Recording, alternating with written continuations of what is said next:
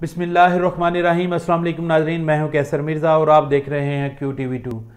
नाजरीन, senate election के सिलसिले में मैदान सज चुका है। कल पोलिंग होगी। पंजाब में तमाम उम्मीदवार बिला मुकाबला कामयाब हो चुके हैं। सिंध, KPK और बलूचिस्तान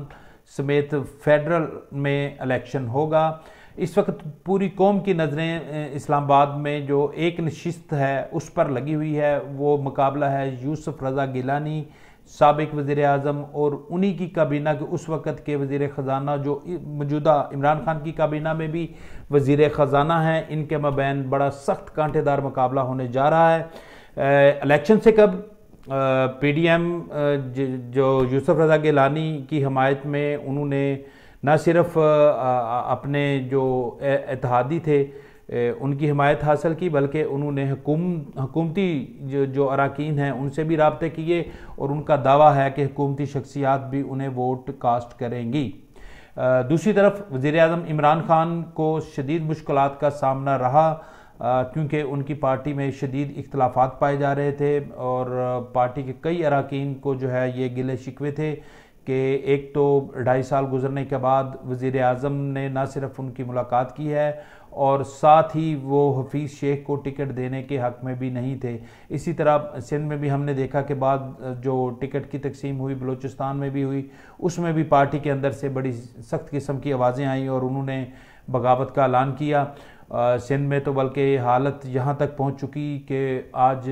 सिंध असम्बली के इजलास में उन PTI के अरकान ने अपने जो बागी अरकान थे उनकी बाकायदा पटाई भी कर दी। तो हालात जो है वो कोई अच्छे दिखाई नहीं दे रहे हुकूमत के लिए। वज़ीर आज़म इमरान खान गुज़श्ता 2 दिन से फेडरल के जो अरकान पार्लियामेंट हैं उनके साथ इनफरादी तौर पर मुलाकातें करते रहे हैं। उसकी एक बुनियादी वजह ये थी कि उन्होंने देखा था कि KPK में जब उन्होंने इज्तिमाई मुलाकात के लिए लोगों को बुलाया तो वहाँ पे 20 अरकान गैर हाज़िर थे और उन्होंने वाज़ेह तौर पर हुकूमत को ये पैगाम पहुँचा दिया था कि वो हुकूमती उम्मीदवार को वोट नहीं देंगे। इसी तरह हमने देखा कि जब वज़ीर आज़म लाहौर गए तो वहाँ पर भी तकरीबन 8 से 10 अरकान ने वज़ीर आज़म से मुलाकात नहीं की और गुज़श्ता रोज़ जो वज़ीर आज़म ऐवान वज़ीर आज़म को छोड़कर पार्लियामेंट हाउस में जो कायदा ऐवान की नशिस्त है अंदर, उधर अपने ऑफिस में बैठे और वहाँ पे उन्होंने मुलाकातें की। तो शाम को जब इसका जायज़ा लिया गया तो हमें ये इतलात मिली कि इसमें भी तकरीबन 15 के करीब अरकान ऐसे हैं जिन्होंने मुलाकात नहीं की वज़ीर आज़म से। राजा रियाज अली नवाज शाह और समी गिलानी और दीगर बहुत से ऐसे अरकान हैं जिन्होंने अपने तहफ़्फ़ुज़ात का इजहार किया और न सिर्फ इमरान खान बल्कि तमाम हुकूमती शख्सियात को बरमला कह दिया कि वो हुकूमती उम्मीदवार को वोट कास्ट नहीं करेंगे। तो ये सूरत हाल इमरान खान के लिए और हुकूमती पार्टी के लिए बड़ी तशवीशनाक है और PDM के लिए ये हौसला अफ़ज़ा है। दूसरी तरफ देखें तो आसफ अली ज़रदारी जो हैं वो 2 दिन से इस्लामाबाद में डेरे डाले हुए हैं। आज इशाया भी दे रहे हैं PDM के अरकान के और सियासी जमातों के एजाज़ में, तो उसमें भी वो अपनी पावर भी शो करेंगे। और PDM के जो प्लेटफार्म से जो ख़बरें आ रही हैं वो बड़ी हौसला अफ़ज़ा हैं, वो बड़े मुतमईन दिखाई दे रहे हैं, क्योंकि उनकी नज़र में कम अज़ कम जो है वो 50 से ज़ायद अरकान ऐसे हैं जो उन्हें वोट कास्ट करने जा रहे हैं। ये PDM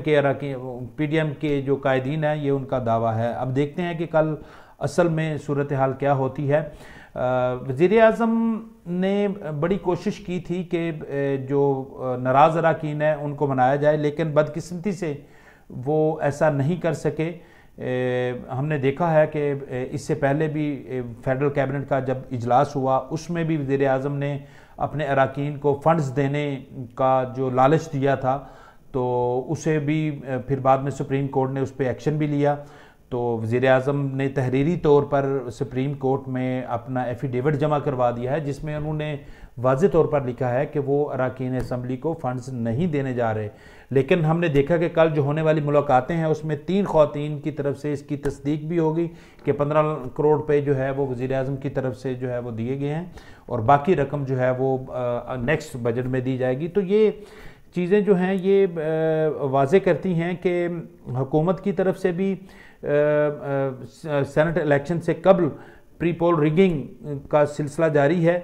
کیونکہ اس کو پری پول ریگنگ ہی کہیں گے، کیونکہ اس حوالے سے وزیر اعظم عمران خان خود اس کا واضح طور پر اظہار کر چکے ہیں کہ اراکین پارلیمنٹ کو الیکشن سے قبل فنڈز جاری کرنا جو ہے یہ دھاندلی کے مترادف ہے۔ تو اب چونکہ انہوں نے خود یہ سارا کام کیا ہے، تو دیکھتے ہیں کہ اب اس پہ سپریم کورٹ کی طرف سے کوئی ایکشن ہوتا ہے یا نہیں ہوتا، یہ تو آئندہ چند دنوں میں پتہ چلے گا۔ لیکن میرا خیال ہے کہ یہ وزیر اعظم کے لیے کوئی مشکلات ضرور اس حوالے سے کھڑی ہوں گی، کیونکہ وہ اپنے سائن شدہ ایفیڈیوٹس جو ہے انہوں نے سپریم کورٹ میں جمع کرایا، لیکن اس پہ امپلیمنٹ نہیں ہوا۔ دوسری طرف الیکشن کمیشن آف پاکستان کا بڑا امپارٹنٹ رول ہے سارے سینٹ الیکشن میں، کہ وہ